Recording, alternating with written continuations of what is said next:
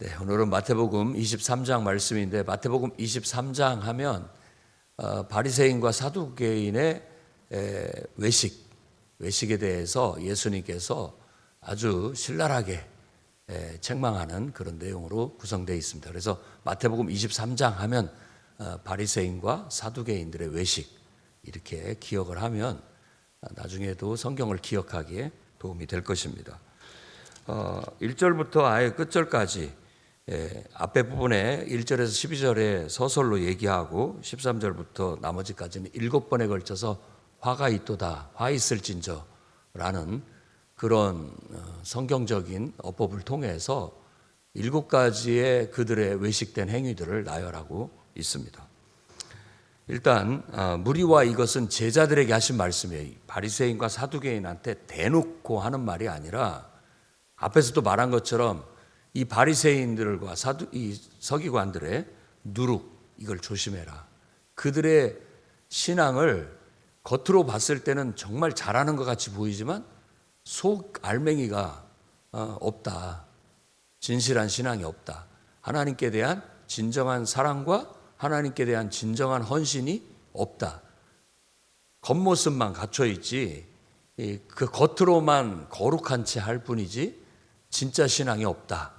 이렇게 지금 말하고 있는 거예요. 그래서 그런 신앙을 너희가 닮을까 걱정스럽다. 이런 걸 말해주고 있어요. 그래서 이런 어떤 외형적인 신앙, 이런 외형적인 신앙을 우리가 경계해야 할 필요가 있다라는 것을 우리 다시 한번 강조하고 있는 겁니다.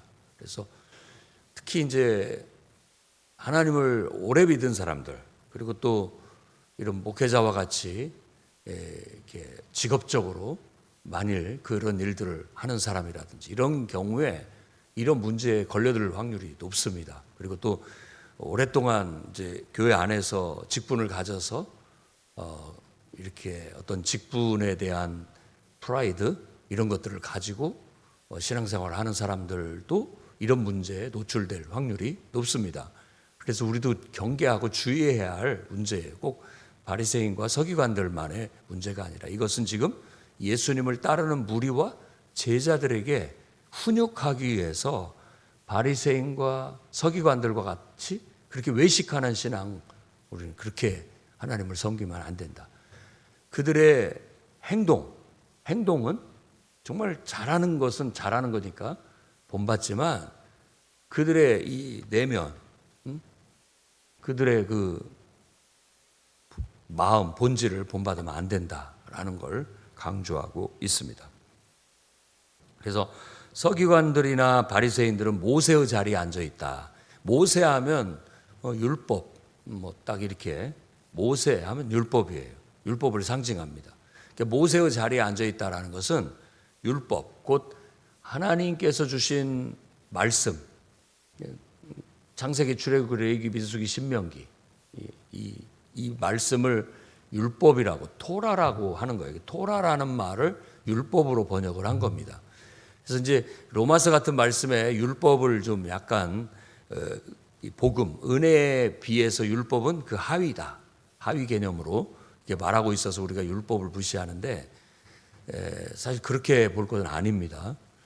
우리의 중심은 더 복음에 의해서 율법이 재해석되는 것으로 로마서도 가르치고 있는데 율법을 무시하라는 뜻이 아닙니다. 이 율법이라는 말을 더 그 단어 그 뜻 자체로 얘기한다면 기본 가르침이에요. 기초 가르침. 기본이 되는. 그러니까 하나님을 섬기는 데 있어서 아주 기초되는 기본이 되는 가르침. 우리로 말하자면 기본 교리죠. 기초 교리.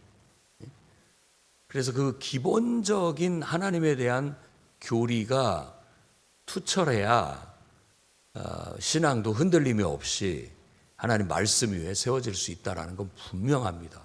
그렇기 때문에 우리도 늘 기록된 성경 말씀을 탐독하고 성경에 대해서 정통하고 있어야 흔들리지 않고 또 사사롭게 이단에 넘어가지 않게 되는 그런 튼튼함을 가질 수 있게 되고 우리의 신앙이 항상 이 성경이라는 기준에 의해서 표준에 의해서 항상 다림줄처럼 기준이 돼서 거기에 빗대어서 내가 이쪽으로 치우쳤는지 또 이쪽으로 치우쳤는지 좌로나 우로나 치우침 없이 항상 너무 이쪽으로 내가 갔구나 하면 다시 돌아와야 되고, 또 정반대로 너무 자유분방한 신앙이면 또 그것도 돌아와야 되고, 너무 규범적인 것만 강조하는 신앙이라면 그것도 조금 돌아와야 되고, 이런 게 필요해요. 중심은 늘 하나님께 둬야 됩니다. 하나님을 사랑하고 하나님의 은혜로서 모든 것들이 동기가 되고 또 하는데 동력이 되고 힘이 되고 능력이 되고 또 하나님께 영광이 돌아가는 딱 그 중심을 반드시 지켜야 됩니다.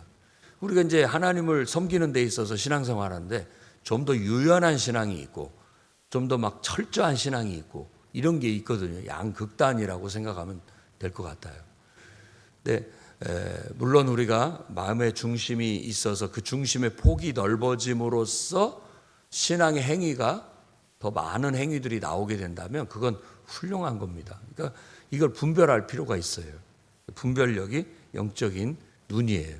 이 분별력이 어두우면 맹인이 되는 겁니다. 눈이 어두워져서 그걸 잘 분별하고 내가 중심을 잡고 분별할 줄 알아야 또 영적으로 사람들을 분별할 수 있고 바른 길로 이끌 수 있는, 인도할 수 있는 그런 방향잡이가 될 수 있어요. 그런데 이 서기관과 바리새인들은 충분히 그런 위치에 놓여져 있음에도 불구하고 그들이 겉으로는 정말 그럴싸한데 속을 들여다보니 그 안에는 온통 하나님이 있는 게 아니라 자기의 명예, 자기의 어떤 권위, 자기만 가득하더라라는 거예요.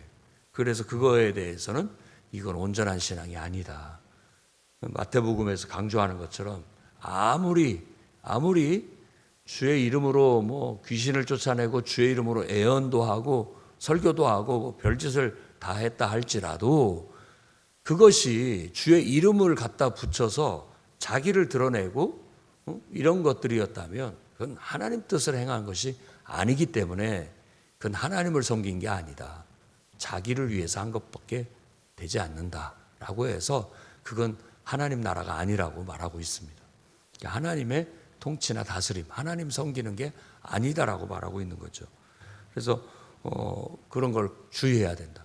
그리고 이 바리새인과 서기관들은 늘 모세의 자리에 앉아 있다라는 말이나 또 랍비라 칭함받는 걸 좋아한다라는 건데 늘 입만 열면 속된 말로 말하면 잘난 체 하면서 가르치려고만 한다. 가르치려고. 그리고 자기는 눈꽃만큼도 행하는 게 없다. 자기 손으로 실제로 행하는 게 없다. 참 특히 이렇게 가르치는 위치에 있는 지도자의 위치에 있는 사람이 많이 찔리는 바이죠. 먼저 솔선수범하고 모범을 보이는 것이 맞습니다. 베드로도 그 베드로 전후서 보면 양무리 가운데 모범이 되라, 귀감이 되라 그렇게 가르칩니다. 그러니까 사도 바울도 정말 그 스스로가 복음을 위해서 솔선수범하면서 온갖 수고와 고난을 다 당하셨죠. 심지어는 예수님마저도 많은 기적과 능력을 행한 것만 우리가 생각하지만 그분도 정말 많은 고난과 역경을 받으셨다라는 것을 우리는 기억해야 되겠습니다. 그래서 그럴 바에는 너희도 그런 막 잘난 체하고 자기 드러내고 자기 의와 자기 영광 드러내면서 잘난 체하고 하나님은 항상 자기 뒤에 자기를 떠받쳐 주는 게 하나님이에요. 물론 그런 점이 없지 않아 있습니다만은 하나님을 드러내고 하나님께 영광을 돌려야 될 모든 부분들에 항상 자기를 드러내는 그런 어리석음을 보이고 있는 것은 고쳐야 할 부분이다라는 거예요. 가르치기만 하고 실제로 자기가 행하지 않고 그런 면들을 꼬집어서 얘기하고 있습니다. 그럴 바에는 너희 뭐 선생이라 칭함 받지 말아라. 또 우리가 존경하는 사람을 아버지라고 하는데 아버지라고도 부름을 받지도 말아라. 또 지도자라고 리더, 지도자라고 이렇게 부름을 받기 좋아하는데 그것도 하지 말아라. 이런 거예요. 왜? 진정한 의미에서 우리에게 있어서 존경할 만한 선생님, 그리고 권위가 있는 지도자, 또 아버지는 하나님 한 분뿐이다. 진정한 의미에서. 그래서 우리가 늘 우리 중심에 하나님이 있어야지, 거기에 내가 있어서도 안 되고 다른 내가 어떤 사랑하고 내가 아끼는 무엇이 있어서도 안 돼요. 이미 우리는 산상수훈에서 그걸 다 배웠잖아요. 예수님의 가르침이 그거예요. 늘 나에게 영향을 미치는 것이 하나님이고 그 귀결되는 것도 하나님께로 돌아가야죠. 하나님으로부터 와서 하나님에 의해서 행해지고 하나님께로 영광이 돌아가는 것. 그게 진정한 하나님을 섬기는 신앙이고 하나님의 다스림을 받는 삶이라고 할 수 있고, 그게 바로 어떤 의미에서 천국이다라는 거예요. 그런데 이 서기관과 바리새인들은 가만히 보면 하나님을 위해서 한다고 하는데 그 보니까는 그것이 아니에요. 자기 자랑하려는 거고, 자기 영광 드러내려는 거고, 조금이라도 자기 위신에 깎이거나 자기에게 해가 되거나 이러면 노발대발하고, 이런 어떤 것들의 모습이 예수님 눈에 좋지 않아 보이고, 하나님이 보셨을 때도 그 칭찬할 만한 것이냐. 하나님은 그 다 속을 알고 그 중심을 알고 계시기 때문에 더더욱이나 하나님 앞에 인정을 못 받아요. 사람한테는 뭐 속일 수 있어서 인정받을 수 있으나 하나님 보셨을 때는 인정하지 못하는 그런 신앙의 모습을 갖고 있다라고 말하고 있는 겁니다. 그래서 늘 우리는 항상 하나님 중심,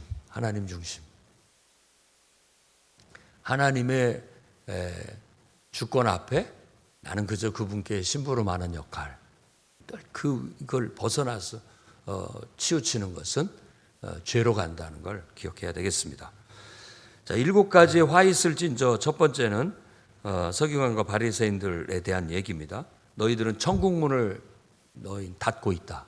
이게 얼마나 끔찍한, 정말 너무 무서운 말입니다. 너희가 천국문을 닫고 있다. 이건 오히려 열어야 할 사람이 오히려 그 앞에 서서 못 들어가게 하고 있다는 거예요. 자기들도 안 들어가고 들어가려는 사람들도 못 들어가게 막고 있다라는 것이 얼마나 끔찍한 얘기입니까? 목회를 하고 또 주의 일을 하고 있는 사람들이 행여라도 그런다는 건 꿈에도 생각할 수 없는 일 아닙니까? 그런데 조심해야 된다라는 거예요. 내가 올바르게 하나님을 섬기고 진심으로 하나님을 섬기지 않고 그냥 이것도 누가 세상 사람들이 비난하는 말처럼 뭐 사업이다, 뭐다, 막 인간적으로 먹고 살기 위해서 하는 것이다, 이런 말을 들을 때마다 가슴이 아프고 행여라도 내가 또 그럴까 봐 두려운 마음이 있기 마련입니다. 근데 정말 이 서기관과 바리새인들의 행위를 보니까 주님이 보셨을 때 너희 정말 이거 큰 잘못이다. 너희가 천국문을 닫고 있다. 너희도 들어가지 않으면서 들어가려는 사람도 못 들어가게 한다. 이 천국을 이렇게 본다면 하나님의 다스림 속에 너희도 있지 않으면서 다른 사람도 하나님의 다스림 속에 들어가는 것을 찾고 못하게 막고 있다. 이건 정말 신중하게 두렵고 떨리는 마음으로 돌아봐야 할, 주의 종이나 주의 일꾼들이 돌아봐야 할 정말 말씀입니다. 그 다음에 두 번째 화는 너희가 교인 하나를 얻기 위해서 바다를 그리고 육지를 헤매고 하나를 얻으면 그 사람을 지옥 자식이 되게 만든다. 천국문을 닫고 있다. 한 영혼을 지옥 자식이 되게 만들고 있다. 얼마나 무서운 말입니까? 정말 헛수고하고 있는 거죠. 헛수고. 한 영혼을 우리가 천국으로, 하나님의 통치 안으로, 하나님의 임재 안으로, 하나님을 섬기는 삶으로 이끌어줘야 되는데 자기도 하나님이 중심에 있지 않고 하나님의 다스림 속에 있지 않기 때문에 다른 사람들도 그런 사람들이 순수하게 하나님의 다스림 속에 가려면 너희들 그렇게 하면 안 돼, 그렇게 하면 안 돼 하면서 못하게 만들 뿐만 아니라 잘못된 것들을 가르쳐서 결국은 하나님의 통치와 다스림 속에 들어가게 하는 게 아니라 오히려 이거 지옥 자식 만든다는 것은 사탄에게 속아 사탄에게 쓰여지는 그런 인생이 돼버리고 그렇게 만들고 있다라는 것을 말하고 있으니까 끔찍한 것이죠. 그래서 정말 무섭게 두려운 마음으로 이런 말씀을 우리가 생각해야 되고, 행여라도 흉내라도 내지 말아야 되겠고 근처에도 가지 말아야 되겠습니다. 그 다음에 세 번째 화에 대해서는 눈먼 인도자라고 이 서기관과 바리새인들의 외식을 책망합니다. 눈먼, 분별력이 없다. 참 분별력이 없다. 그러면서 성전으로 맹세하면 뭐 안 지켜도 되지만 성전에 금으로 맹세하면 지켜야 된다. 제단으로 맹세하면 안 지켜도 되지만 제단 위에 예물로 맹세하면 지켜야 된다라고 하면서 자꾸 이 물질적인 것에 더 방점을 두고 있다라는 거에 대해서 꼬집고 있어요. 그러니까 본질을 더 중요시 여겨야 된다라는 거예요. 본질과 비본질은 연결되어 있는 것, 상호 보완적인 거예요. 그래서 성전으로 맹세하면 당연히 그 성전 안에 있는 금으로 그 안에 있는 모든 것으로 맹세하는 거고, 제단으로 맹세하는 것도 그 모든 것을 다 두고 맹세하고, 하늘로 맹세하는 것은 하나님 앞에 맹세하는 게 아니냐. 무엇으로 하든지 하나님 앞에서 약속한 것은 꼭 지켜야 된다라는 것인데, 이 사람들이 분별력이 없어가지고 잘못 가르치고 있는 거예요.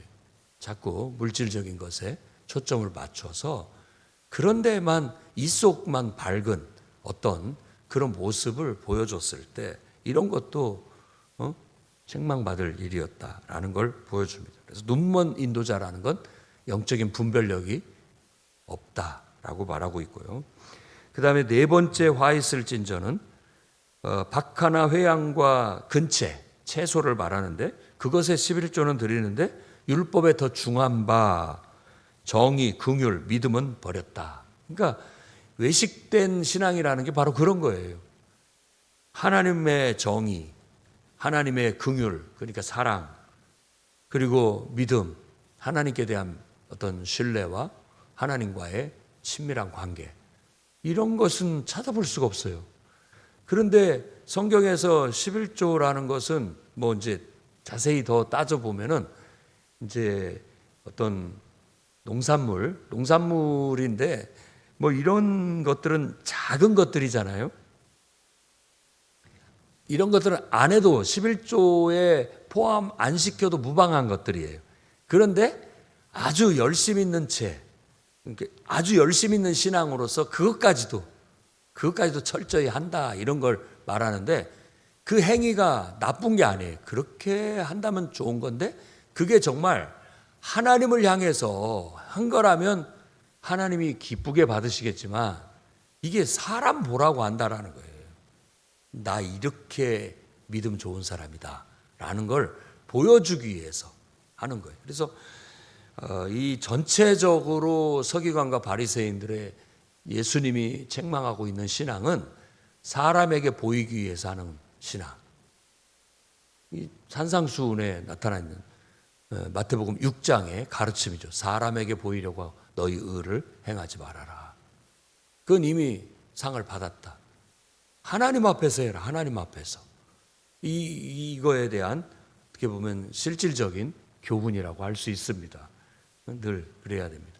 근데 이제 우리가 보통 앞에 나와서 하는 일들, 뭐 찬양을 부르러 온다든지 설교를 한다든지 어떤 가르침을 한다든지 지도자가 된다든지 대표 기도를 한다든지 이런 거 할 때 우리는 늘 사람한테 잘 보이려고 하는 게 인지상정이에요.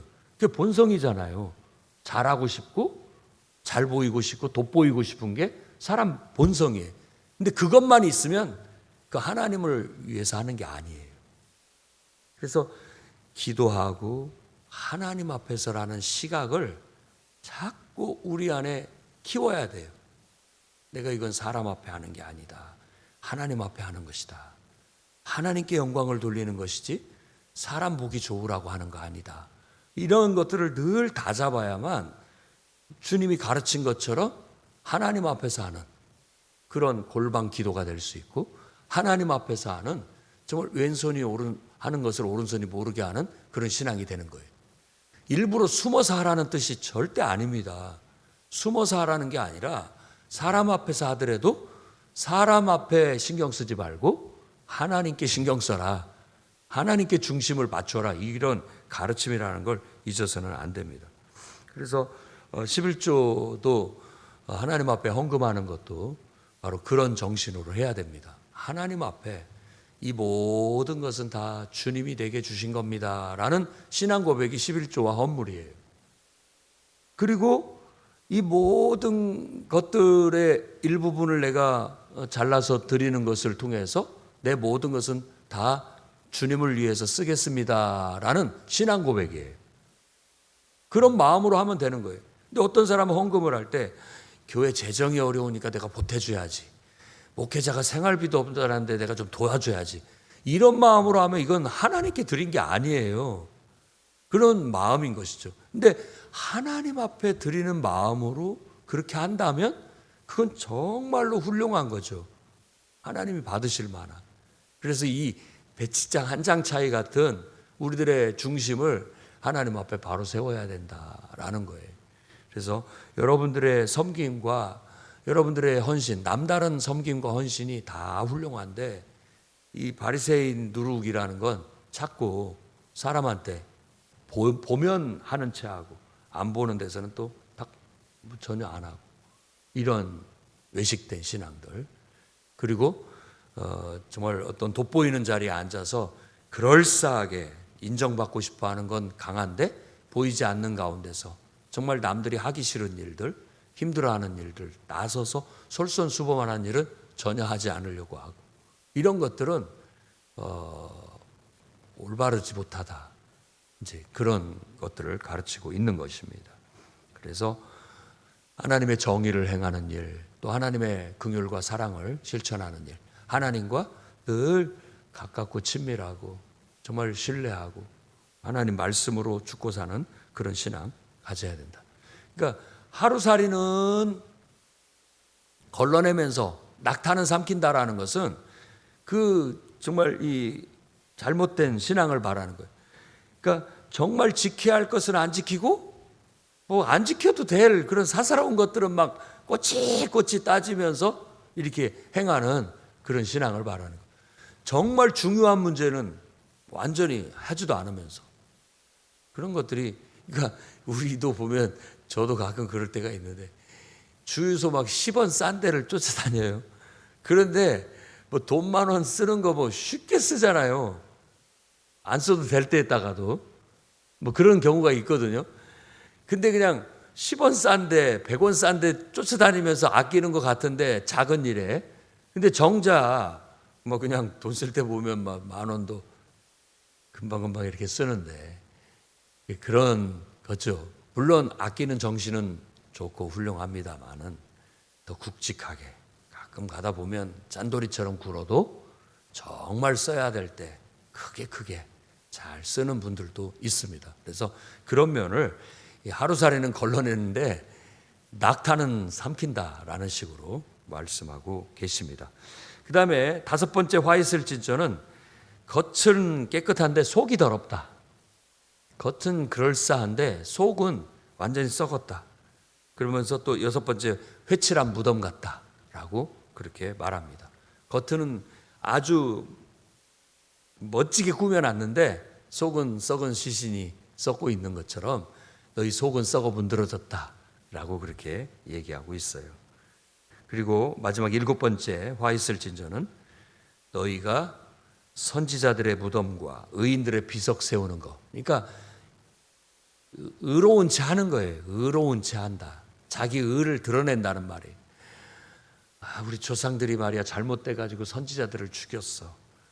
이 의인들을 죽였어. 이 사람들은 참 훌륭한 사람들인데 하면서 묘소를 꾸며주고 비석도 만들어주고 하는데 정작은 자기들도 그런 의인들을 박해하고 하나님 말씀을 올바로 전하는 사람을 죽이고 있다라는 거예요. 너희 조상들의 분량을 채우라 라고 하면서 겉으로는 이런 선지자들을, 하나님 말씀을 올바로 전하는 사람을 높여주는 듯 하면서 진짜 현실로는 그런 사람들을 핍박하고 죽이고 있다라고 있는 거예요. 그러니까 뭐 요즘 말로 한다면 목사님을 막 위하는 듯 하는데 실제로는 뒤에서는 목회자를 비난하고 목회자를 무시하고 멸시하는 일을 하고 있다라는 것이죠. 박해하고 핍박하고 뭐 그런 식으로 갖다 뭐 우리가 적용해 볼 수도 있는 그런 부분입니다. 그래서 이 바리새인과 서기관들에 대해서 이 말씀을 하시면서 앞으로 예수 믿는 사람들, 또 예수님의 복음을 전하는 사도들과 또 복음을 전하는 일꾼들이 이런 사람들에 의해서 결국은 순교당하게 될 것을 예언도 하고 있습니다. 그러면서 아벨의 피부터 시작해서 사가랴의 피까지, 최초의 순교자 아벨부터 마지막 순교자 이 사가랴, 바랴가의 아들 사가랴라고 하는데 정확히 누군지는 모릅니다. 그러나 이 바랴가의 아들 사가랴라는 것이 구약 성경 끝부분에 나오는, 마지막에 나오는 그 순교자예요. 근데 우리 성경에는 말라기서가 끝인데 유대인들이 구성한, 편집해서 쓰는 성경은 역대하가 마지막 성경으로 와 있어요. 역대하를 마지막 성경으로 두고 있습니다. 근데 그 역대하 24장에 보면 여호야다의 아들 사가랴가 여호야다가 아들처럼 키워가지고 왕으로 만들었는데 여호야다 죽고 난 다음에 이 신하들에 의해서 우상 숭배에 빠지게 돼요. 그때에 이 여호야다의 아들 사가랴가 와가지고 어떻게 우리 아버지의 어떤 가르침을 저버리고 왕이 그럴 수 있습니까? 라고 대놓고 비난을 하자 그 신하들과 함께 이 사가랴를 돌로 쳐서 죽여요. 그 성전에서. 그게 마지막 순교 사건으로 봐서 이 바랴가라고 얘기했지만 그 바랴가는 여호야다의 다른 이름이 아닐까라고 그렇게 봐서 그 사람을 처음 순교자와 마지막 순교자를 대표하는 거예요.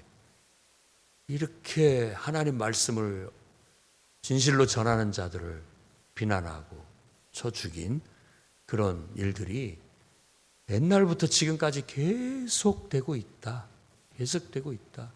어찌 보면 오늘날 교회 안에서도 그런 일들은 벌어지고 있을 수 있다라고 말하고 있습니다. 그러면서 예루살렘에 대한 탄식으로 이어집니다. 예루살렘아 하면서 선지자를 죽이고 파송된 일꾼들을 돌로 치는 자여라고 하면서 정작 하나님을 섬기고 하나님을 섬기는 신앙을 온 세계에 전파해야 할 예루살렘이 지금 무슨 짓을 하고 있느냐. 그 사도 바울의 말처럼 십자가의 원수로 행하고 있는 거 아니냐라고까지 탄식을 하고 있다라는 거예요. 그래서 너희에게 다 이 핏값이 돌아가게 될 것이다. 순교자의 핏값, 그 벌을 너희들이 받게 될 것이다 라고 말씀하면서 이 경고의 말씀은 마무리가 됩니다. 오늘 말씀을 읽으면서 우리도 저 자신부터도 두렵고 떨리는 마음으로 이 말씀을 읽고 행여라도 정말 이 말씀에 저촉되는 일이 없도록 정말 두렵고 떨리는 마음으로 어떤 외식된 신앙이라든지 교만하고 자기를 드러내고 자기 영광에 취해 사는 그런 일에 빠지지 않도록 정말 경계하고 또 경계하고 어린아이처럼 순수하게 하나님만 바라보고 하나님 앞에서 하나님에 의해서 하나님께 영광 돌리는 그런 정말 꿋꿋한 순수한 신앙을 끝까지 지켜나갈 수 있도록 저를 위해서도 기도해주고 저도 여러분을 위해서 기도하겠습니다. 거룩하신 주님, 오늘도 귀한 말씀 주셔서 두렵고 떨린 마음으로 하나님 말씀을 받습니다. 주님, 언제나 이런 위험성에 노출되어 있는 저희들을 불쌍히 여겨주시고 긍휼히 여겨주시고 어린아이처럼 겸손히 하나님 말씀 앞에 경건함으로 두렵고 떨리는 마음으로 서서 자신을 살피게 하시고 행여라도 주님 이 누룩에 빠지지 않도록 지켜주시고 보호하여 주옵소서. 우리는 연약하오니 우리를 긍휼히 여겨주시고 주의 성령이 스승되셔서 우리를 이끌어 주시며 오로지 성령의 인도하심을 따라 행함으로 말미암아 이런 죄악에 빠지지 않게 하시고 사탄의 유혹에 넘어가지 않게 하시고 주님 범죄치 않도록 지켜 주시옵소서. 예수님 이름으로 기도드립니다.